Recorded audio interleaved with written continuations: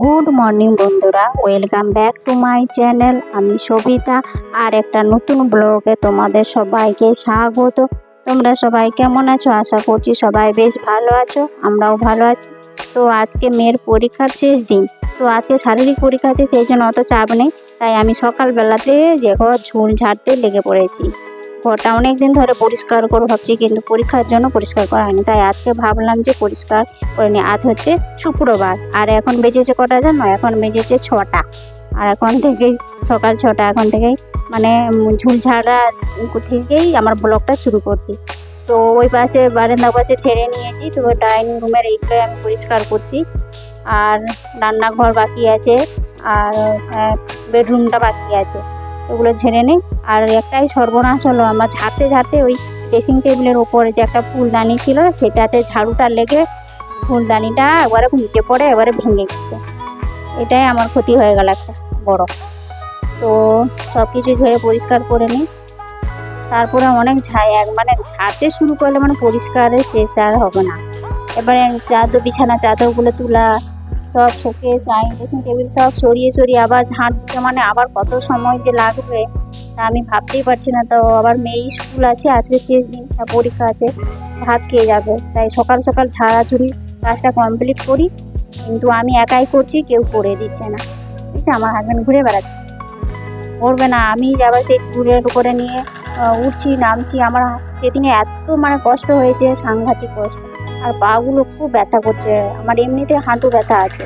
তারপরে আবার ওরকম একটু মানে চুলের উপরে উঠে আবার মানে পরিষ্কার করছি। তো আর সেদিনটা নামছি উঠছি, ওগুলো খুব কষ্ট হয়েছে। আর সেদিনে কষ্ট হওয়ার পরে আমি আমার হাজব্যান্ডের সাথে একটু লেগে গেলাম, এত মাথা গরম হয়েছে, ঝগড়া লেগে গেলাম। তো ও তার কি না আমার সাথে সাহায্য করলো না কিছু, ও চলে গেল মাঠে ফুটবল খেলাতে। একটা দিনও মানে পরীক্ষার সময়, মেয়ের পরীক্ষার সময় পরীক্ষা নিয়ে পড়াতে নিয়ে বসি, কিন্তু একটা দিনও কিছু করবে না। তবু মাঠে যাওয়া ছাড়বে না, মাঠে যেতেই হবে। যে ঘরে থাকলে কোনো একটা কাজ হবে, করবে না। আর সেদিনে আমার মানে ঝগড়াটা লাগলাম যে ও ডেকে দিয়ে আর নিজে ঘরে নাই, তারপরে কলের মিস্ত্রিকে ডেকে নিয়েছে। কলের মিস্ত্রি চলে এসেছে, এসে এইখানে জিনিস কোথায়, সেখানে আমাদেরকে আবার জিজ্ঞাসা করছে। তো আমরা কি জানি কোথায় কী আছে? সেই জন্য আমি আসতেই ঝগড়া লাগিয়ে দিলাম। আমি বলি, মিস্ত্রিকে ডেকেছ? তো দেখে দিয়ে তুমি দেখা নাই তোমার, তো মিস্ত্রি এসে তো বসে আছে। আমরা এখন ঝুল ঝাড়ছি, পরিষ্কার করবো না? মিস্ত্রি আসলে তাকে এটা সেটা দেখো। পরিষ্কার করতে কত সময় বললাম বলো তো? সব কিছু পরিষ্কার হয়ে গেলে মানে ঠাকুর ঘরে সব ঝাড়া পরিষ্কার করে নিয়ে এবারে ঝাঁট দিচ্ছি। তো ঝাঁট দিয়ে মানে শেষ হয়ে গেলো ঝাঁট দেওয়া, আর একটু বাকি আছে। তো ঝাঁট দিয়ে পরিষ্কার করে নিই, যে ওটা হয়ে গেলে আমি আবার চান করবো।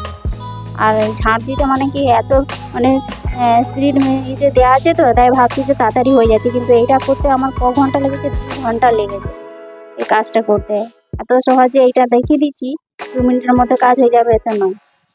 তারপরে এটা পরিষ্কার করে নিলাম। এবার মেয়ে তার পরীক্ষা শেষ হয়ে গেছে, আজকেই শেষ শারীরিক পরীক্ষা। সেই জন্য বই খাতা ওর মানে চারদিকে ছড়িয়ে ছিটিয়ে ছিল। তাই আমি বললাম, তুমি তোমার বই রাখার একটা পরিষ্কার করে মুছে নাও আর বই খাতা গুছিয়ে রাখো।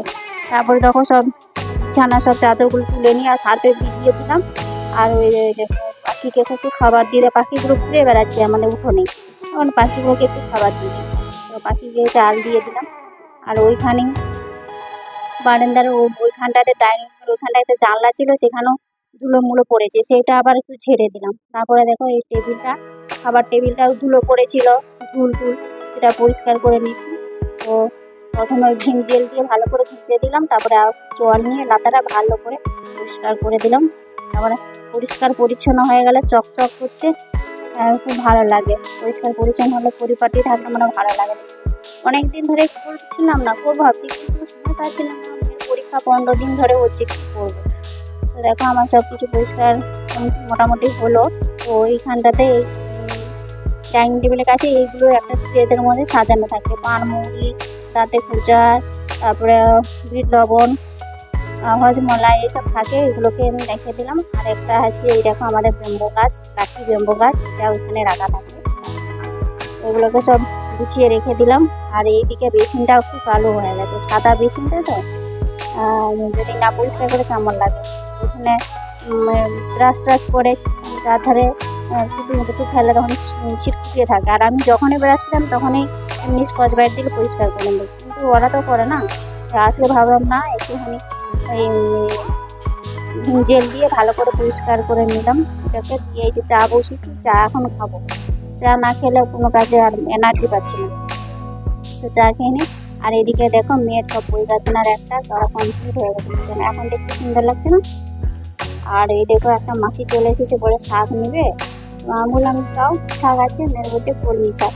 আমরা তাহলে দুটো আঁটি দেবো, তাহলে কলমি শাকে রান্না করবো, ভাত হবে, ডাল হবে, আর একটা কিছু করে নেবো। সেরকম বেশি কিছু আজকে রান্না করবো না, মানে ঘরে চুল ঝাড়তে আমার এত কষ্ট হয়েছে, আর বেশি রান্না করতে। তো আমি চাটা খেয়ে নিই, মেয়ে তো দাঁড়িয়ে দাঁড়িয়ে গল্প করছে, চা খাই না। আর ওইদিকে আমার মানে বিছানাতে এইটা চাদর পাতা হয়নি, বেডশিট, তো ওগুলো সব তুলে নিয়ে কলপাড়ে রেখে এলাম না।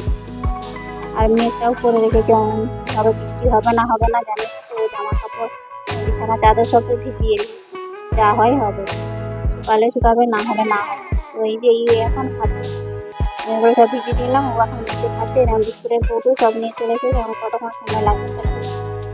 আর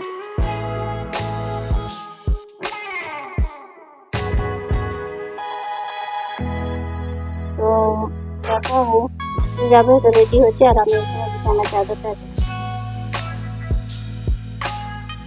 ওইখানে বিছানা ডাইনিং রুমের ওখানটাতে একটা খাট আছে, সেখানে বিছানাটা চাদরটা পেতে দিলাম। বালিশটাকে একবার ভাবলাম যে রেখে দেবো না রাখবো না, আর এই ফুল বালিশটা এত মোটা, কি বলবো, ধরাই যায় না। তারপরে এবারে এখন চলে এসেছি বেডরুমটাতে, এটাতে চাদরটাকেও সব উঠিয়ে নিয়েছিলাম, আবার পেতে নিই।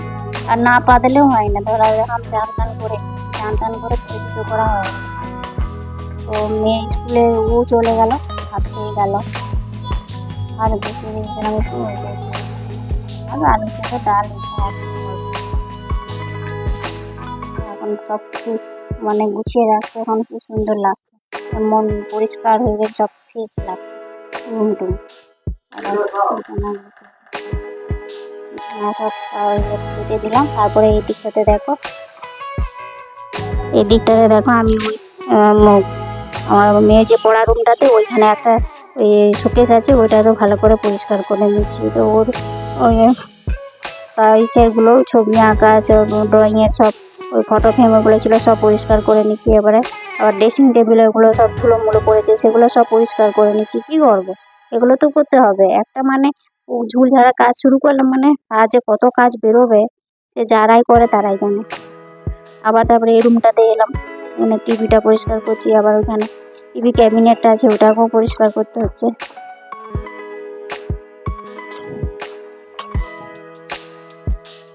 এবার সব পরিষ্কার করে নিই, পরিষ্কার করে দিয়ে তারপরে আবার রান্না বসাতে হবে। তো ও একটুখানি ভাত করেছিল, সেটাই খেয়ে গেল, রান্না কিন্তু হয়নি। আর ও কী করেছে, আজকে তো পরীক্ষা, সেরকম কোনো চাপ নেই। এই যে এখন টিভি চালাচ্ছে, তুমি দেখো, টিভি চালিয়ে তারপরে আমাদের এই চ্যানেলে সব কিছু দিয়ে টিভি চলবে আর নাচ করবে। আর এই দিকটাতে যে শোকেসটা রয়েছে, এটা আমি সব জিনিসপত্রগুলো সব সরিয়ে নিয়ে আবার পরিষ্কার করব। আর ওইখানটায় যত জিনিস সরিয়ে রাখি তত ওইখানে সেন্ট ফ্যান সব এখানে থাকবে কোথায়, ওখানে রাখবে। আর যত জিনিস পারবে সাথে।